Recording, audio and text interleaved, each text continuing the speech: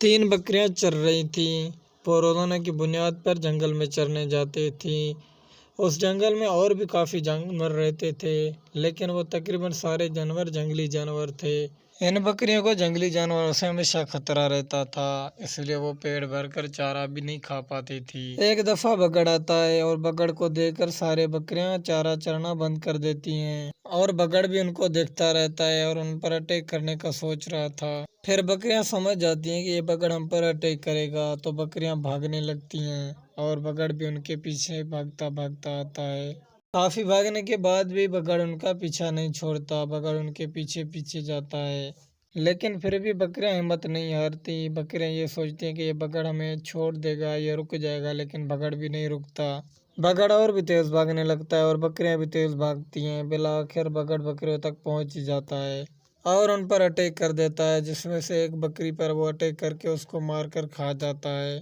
बाकी 2 बकरियां जंगल में भाग जाती हैं और जंगल में भाग भाग कर वो थक कर रुक जाती हैं। फिर वो ज्यादा परेशान हो जाती हैं। वो ये सोचते हैं कि आज एक बकरी का शिकार हुआ है, कल हमारा भी शिकार होगा, हमें कुछ करना होगा। फिर वो शेर का आवाज सुनते हैं। शेर का आवाज सुनकर वो घबरा जाती हैं।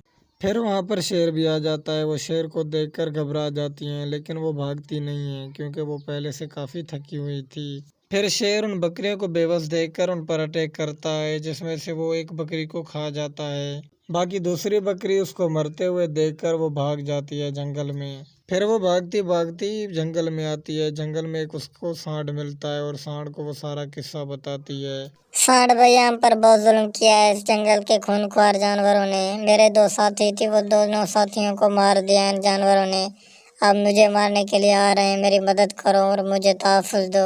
अब तुम्हें टेंशन लेने की कोई बात नहीं, तुम मेरे पास आए हो, मैं इस जंगल का बादशाह हूँ, मेरे पास कोई नहीं आएगा, तुम मेरे पास महफूज हो। फिर बकरी सुकून से रहती है और बकरी को शिकार होने का कोई खतरा नहीं रहता। इस तरीके से उस सांड और उस बकरी के आपस में दोस्ती हो जाती है और जहाँ भी जाते हैं साथ ही जाते हैं। और सांड उस बकरी को हमेशा अपने साथ ही रखता है। उसको ये खतरा होता है कि अगर ये मेरे से बिछड़ गई तो उसको जंगल में के शिकारी जानवर मार देंगे। दोस्तों, हम काफ़ी मेहनत से ये वीडियो बनाते हैं, लेकिन इतना मेहनत का हमें फल नहीं मिल रहा। हम ये कहेंगे कि हमें सपोर्ट करें, हमारे चैनल को लाइक और सब्सक्राइब कर दें। Thank you.